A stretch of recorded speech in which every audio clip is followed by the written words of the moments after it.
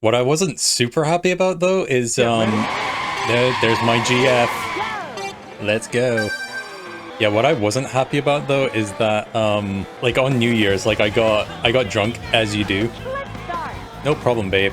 I got drunk and there's someone that I admire a lot. Fucking hell.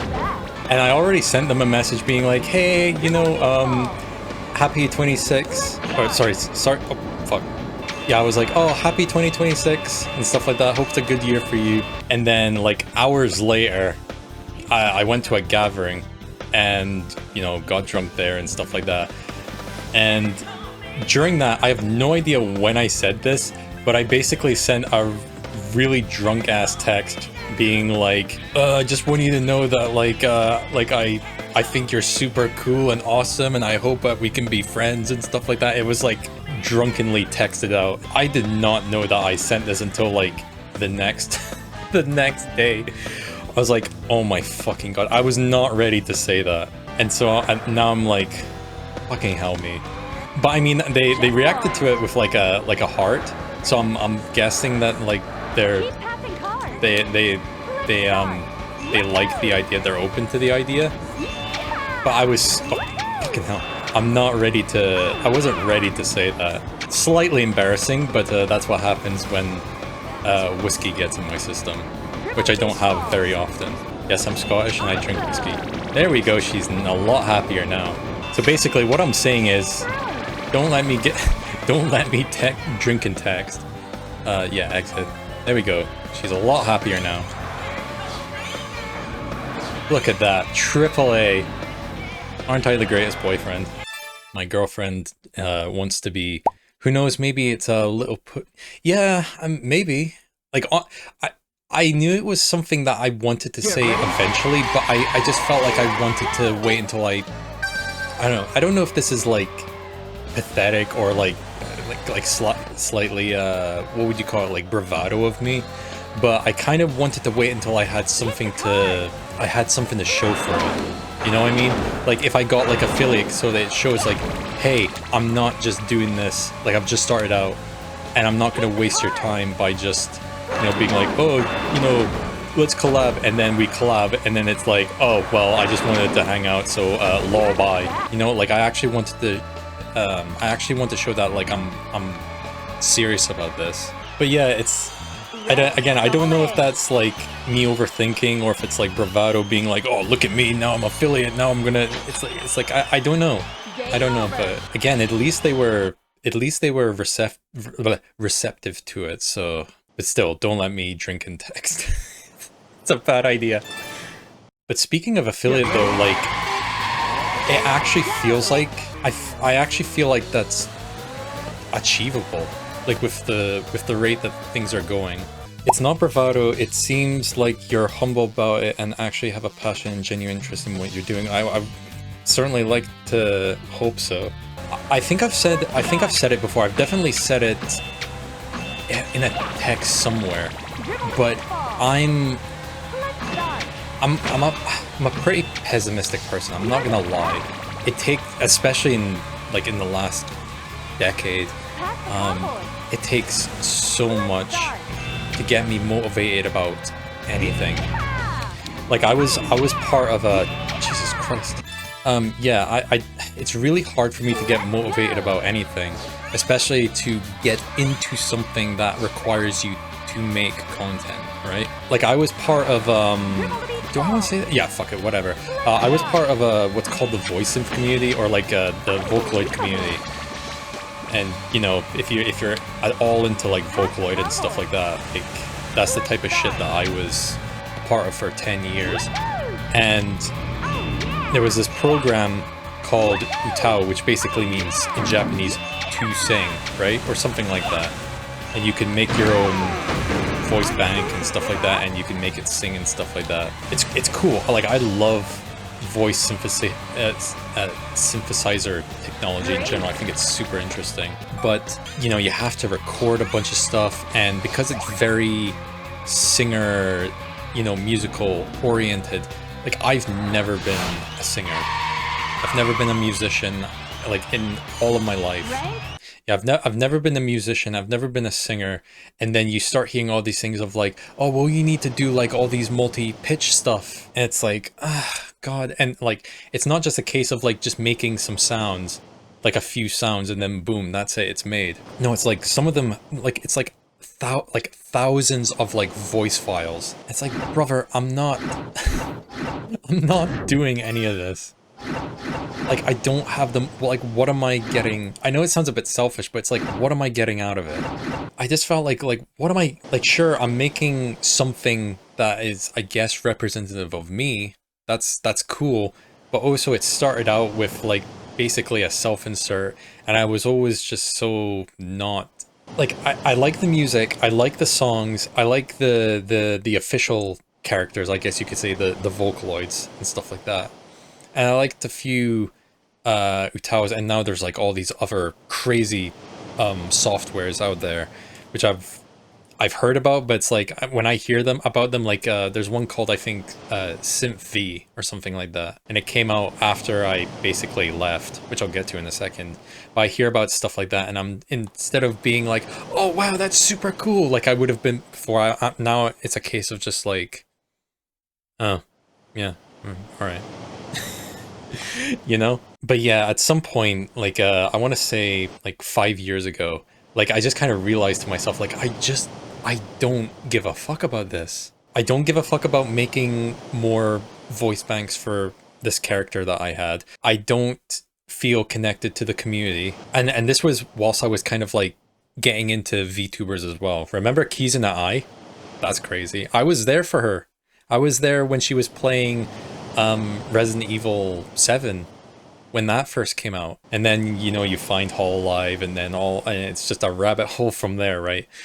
But yeah, at some point I was just like, I don't care about Vocaloid, I don't care about this voice and stuff anymore. I like the technology behind it, of course I have my favorite characters, my favorite songs and stuff like that, but I just don't care. Now I'm all in with VTubers, but slowly but surely, especially in the last, I want to say 2 years, I just got, like, not only watching VTubers, but watching streamers, I've just thought to myself, this looks so much fun.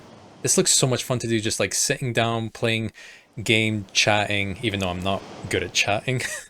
But, like, I don't want to say I'm a very introverted person, a very introverted person like I was before. I'm definitely a lot better now, and I think being a lot better now has kind of pushed me into, like, I don't know, just giving this a shot, even as just a side thing, you know? There's, how do I say this? There isn't one specific VTuber that I'm like, oh, they're my idol, oh my god, they're my Oshi, oh my god, like, they inspired me to become a VTuber. It's like, there's multiple VTubers or multiple streamers that, like, one element, like, I'll pick out, or like a few elements I'll pick out and be like, this inspired me, this inspired me. Oh, this one used a pre-made model, which is why I'm using a pre-made model right now. This one does car content, or like this other one does car content. Oh, people actually like to watch, you know, VTubers and cars, you know? Like Kiri Kilovolt, you know, rest her soul, but I get some inklings that she'll be back very, very soon, let's just say. But yeah, it's all these elements, and then, like, again, I don't want to say who it is, because I don't know if they would appreciate me. I feel like they would, but I just don't want to say their name. But, like, I saw them using a pre-made model, and they're also autistic, and they're also European. Even though they're not doing, like, cart content, I was just like them using a pre-made model and showing that people still care about them, still watch them. I had this preconceived notion that, like, if you use a pre-made model, not a customizable model, but a pre-made model, right, that people would be like, oh, you know, you just bought that, it's not yours, nobody gives a fuck about you and stuff like that. But no, people clearly do take a liking to it, right? As long as, you know, you have the personality for it, which, I'm gonna be honest, I don't know if I have. I'd like to think so, but also it's one of the reasons why I'm so self-conscious with, like, my voice because I feel like I'm just so stunted and boring, and I almost kind of have like a moist critical monotoneness to my voice. But I mean, again, something like with him, like people like him despite the voice that he has. People still watch him. I don't know, it's just something, like, I'm just such an overthinker. Like, that's my biggest problem. Like, I'm such an overthinker to the point where I legitimately depress myself, even though nothing has happened. Legitimately my own worst enemy. I don't know, like, it's why I say, like, if you see me in, like, private DMs and stuff like that, like, there's a lot of times where I'll just say sorry. Like, oh, sorry about that, or sorry, you know, just constantly apologizing. It's like, there's nothing to apologize for. Why am I apologizing? But then, you know, there's anxiety, there's trauma, there's a whole bunch of people-pleasing. I think it's the people-pleasing one. I think it's anxiety and people-pleasing that I specifically have. I hate the idea of being annoying. I don't know, like, I get reassurances from people that I'm like, oh, like, you know, no, don't worry, you're fine and stuff like that, but it's just one of those things where it's like, no, but the fact that they had to say that, I feel like I'm being annoying. So it's like this this vicious cycle of just worrying myself, depressing myself. Like, there was legitimate, like, around Christmas time, I was so fucking depressed. I was just like, man, fuck this. Like, why am I like this? But I also want to try and contribute it to the whole, what's it called, SAD? Like, seasonal something depression or something. The fact that there's very little sunlight. You've been through that? Yeah, a lot of people do. I know I'm not the only one, but it's like, dude, the difference in happiness that I feel when spring and summer, especially summer, like, I just feel so much more energized and positive about things. And I was actually okay like last winter's, I feel like, but just this one, I'm just like, I think it's a combination of, like, starting this out, and now I don't want to annoy people who, you know, maybe I would like to be friends with. And so again, and then the whole seasonal depression thing, I think it's just, I think it's all that shit. But right now, like at this very second, I feel great. I feel fine.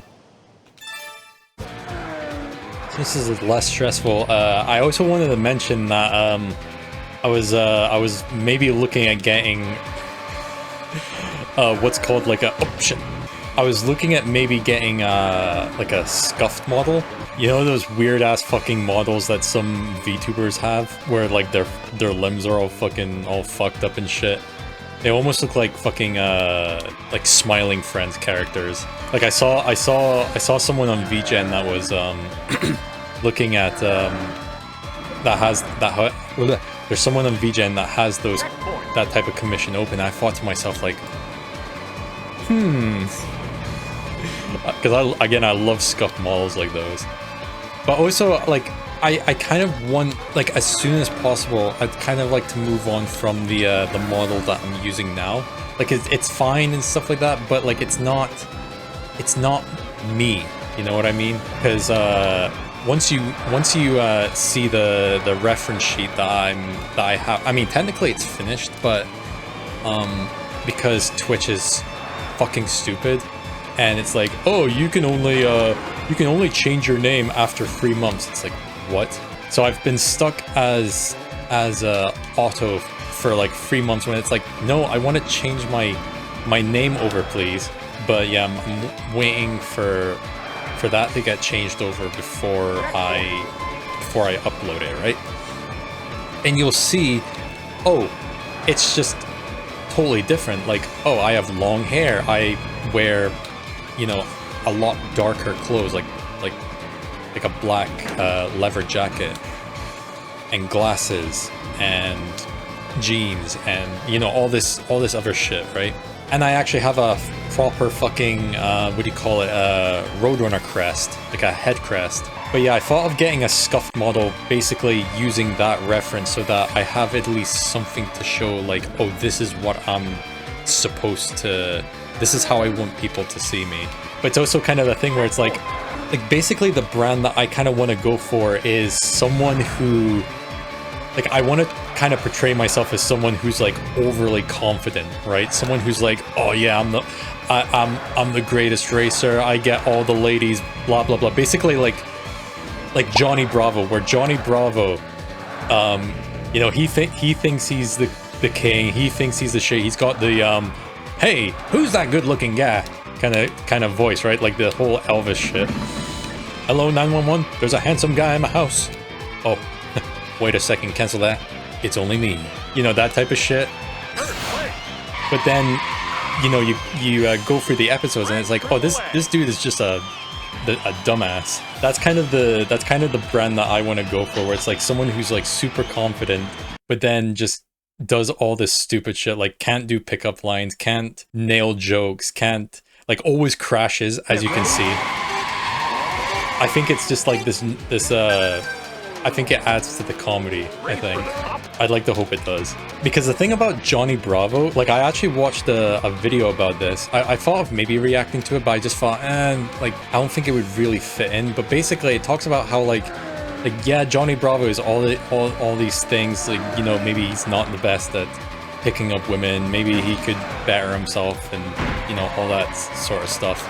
But, like, the joke of the show is that the way he acts is, like, that is the joke. Like, you are not supposed to take him seriously. And because of that, and because of all the shenanigans that he goes through and what happens to him usually, like, that's what makes it funny, and that's what makes the show funny. And again, that's kind of, I'd kind of like to give that type of aesthetic in my streams at some point.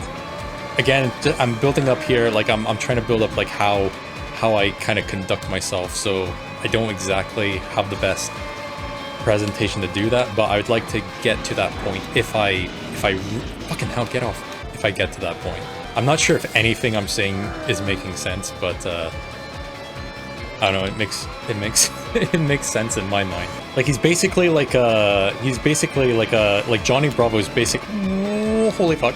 He's a lovable loser, and you almost kind of want to, like, root for him, even though, like, if somebody was like him in real life, they always go, like, too far. They're always that kind of, like, macho, like what do you call it, like, that alpha male bullshit. But it's like Johnny Bravo is like, he never goes that far where he's like, he's never vindictive, he's never mean-spirited, or like he's never outwardly mean-spirited. He's not like, oh, this girl rejected me, I'm gonna I'm gonna vote against their rights or something like that. Like, he's never like that. He's just like, oh, you know, I'll get him next time. And he's always, you know, even though he gets rejected, you know, he goes on forward and he's still smiling and stuff like that, still cracking jokes. Like, that's kind of the shit that I almost kind of want to brand around, but with cars, and not looking like I skipped on leg day.